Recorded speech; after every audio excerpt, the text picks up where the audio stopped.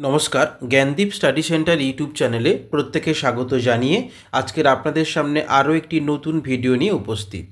আমি এই ভিডিওটির মাধ্যমে আলোচনা করব যারা নেতাজি সুভাষ মুক্ত বিশ্ববিদ্যালয়ে মাস্টার গ্র্যাজুয়েট কোর্সে বা পিজিতে ইতিহাস সাবজেক্ট নিয়ে পড়াশোনা করছেন বা যারা ইতিহাস সাবজেক্ট নিয়ে নেতাজি সুভাষ মুক্ত বিশ্ববিদ্যালয়ে পড়াশোনা করবে ভাবছেন, সেই সাবজেক্টের সিলেবাস এবং কতগুলি গুড রেফারেন্স বই নিয়ে আমি আলোচনা করব।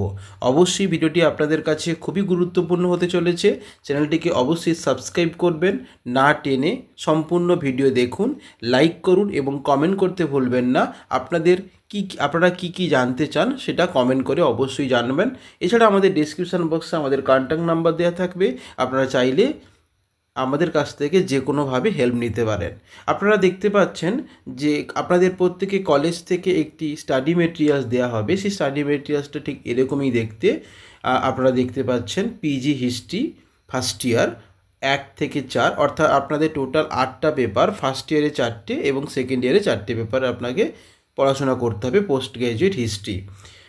প্রথম যে পত্র রয়েছে, প্রথম পত্রে আপনাদের সাল রয়েছে 1526 থেকে 1757 খ্রিস্টাব্দ পর্যন্ত, অর্থাৎ পানিপথের প্রথম যুদ্ধ থেকে পলাশী যুদ্ধ পর্যন্ত প্রথম পত্রের ইতিহাস। প্রথম পত্রে আমরা দেখে নেব এখানে যেটা রয়েছে মোগল সাম্রাজ্যের প্রতিষ্ঠা, মোগল সাম্রাজ্য বিস্তার ও মোগল যুদ্ধ কৌশল শ্রেষ্ঠতা, মোগল শাসননীতির প্রকৃতি, এছাড়া বিভিন্ন রকম শাসক গোষ্ঠী, মোগল শাসন সংকট, জায়গিরদারি সমস্যা, মোগল সমাজ ও অর্থনীতি, মোগল নগরায়ন।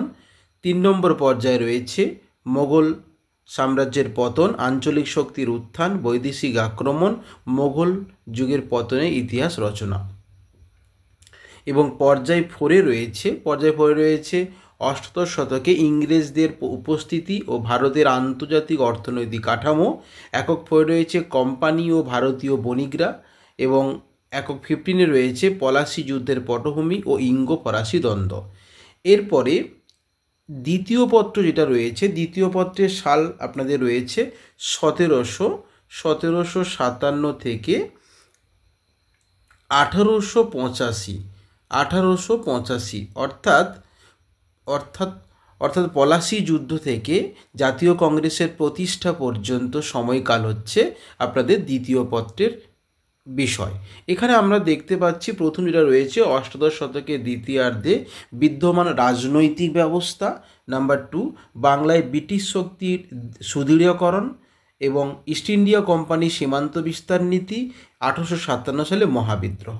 পর্যায় 2 রয়েছে ভূমি রাজস্ব ব্যবস্থা, এবং নাম্বার 6 কৃষক বিদ্রোহ, নাম্বার 7 সম্পদ নিষ্কাশন নীতি, ভারতের রেলপথের সূত্রপাত ও তার ফলাফল, এবং পর্যায় 3-তে রয়েছে ভারত সম্বন্ধে পূর্ব মনোভাব, পাশ্চাত্য প্রভাব এবং ভারতের প্রতিক্রিয়া, এবং 1857 সালের পর ঔপনিবেশিক রাষ্ট্রের পুনর্গঠন, এবং একক 12 রয়েছে রাষ্ট্র এবং সমাজ সংস্কার। পর্যায় 4 রয়েছে জাতীয়তাবাদের সামাজিক প্রেক্ষাপট, সর্বসাধারণের মধ্যে জাতীয়তাবাদী ভাবধারার বিকাশে সংবাদপত্র, শিল্প, সাহিত্যের ভূমিকা, উদারনীতিবাদ ও জাতীয়তাবাদ, ব্রিটিশ শাসনের অর্থনৈতিক সমালোচনা, প্রাদেশিক রাজনীতি ও প্রাক কংগ্রেসি যুগ। এরপরে আমরা দেখে নেব তৃতীয় পত্র। তৃতীয় পত্রে আপনাদের সাল রয়েছে 1885 সাল থেকে 1964, অর্থাৎ জাতীয় কংগ্রেসের সূচনা লগ্ন থেকে বর্তমান কাল পর্যন্ত হচ্ছে তৃতীয় পত্রের ইতিহাস।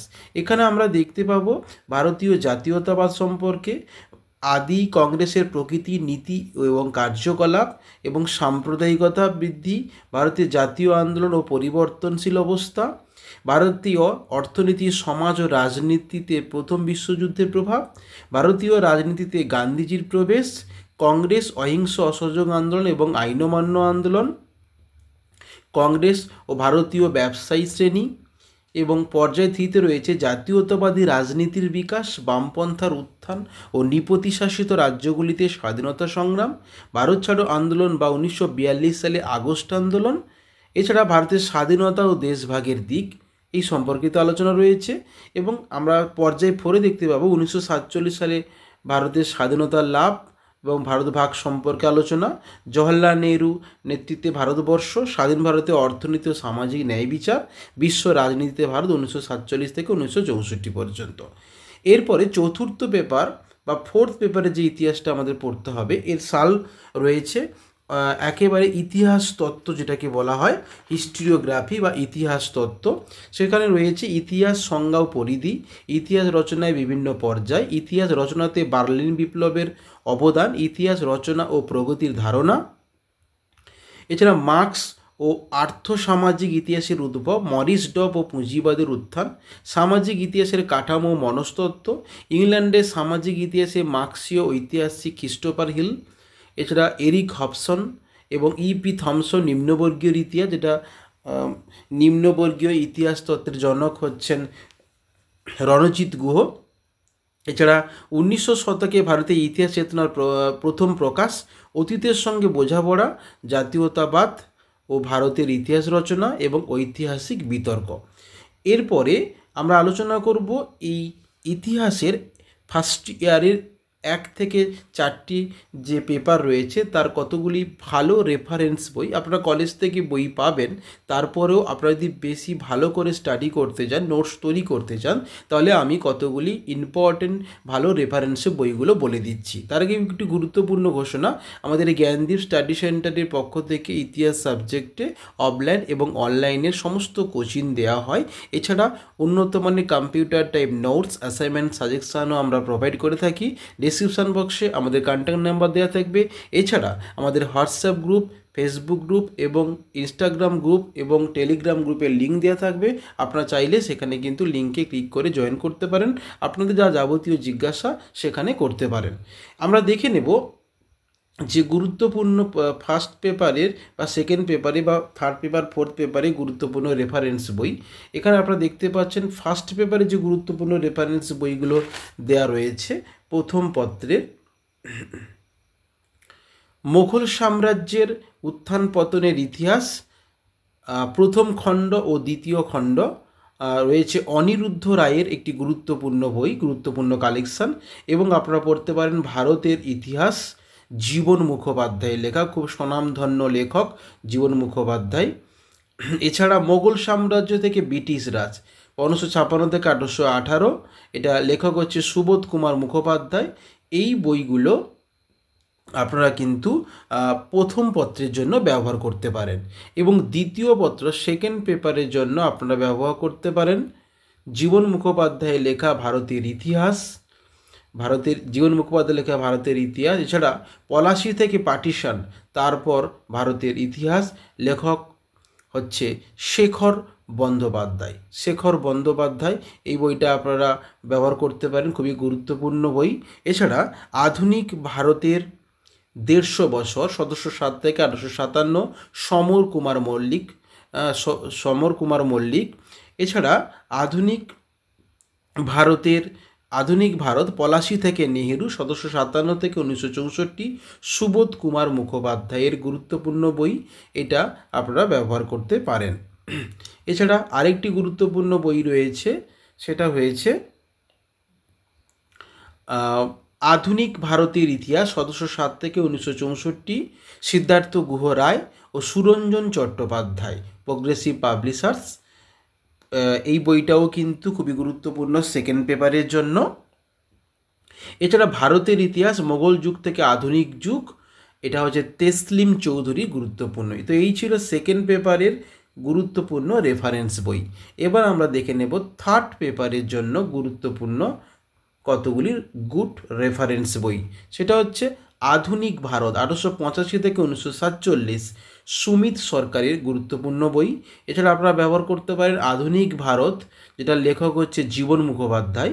এছাড়া আরেকটি বই রয়েছে জীবন মুখোপাধ্যায়ের আধুনিক ভারত ও বিশ্বের ইতিহাস, জীবন মুখোপাধ্যায়ের লেখা, শ্রীধর পাবলিশার্সের বই। এই বইগুলো কিন্তু খুবই গুরুত্বপূর্ণ বই রয়েছে।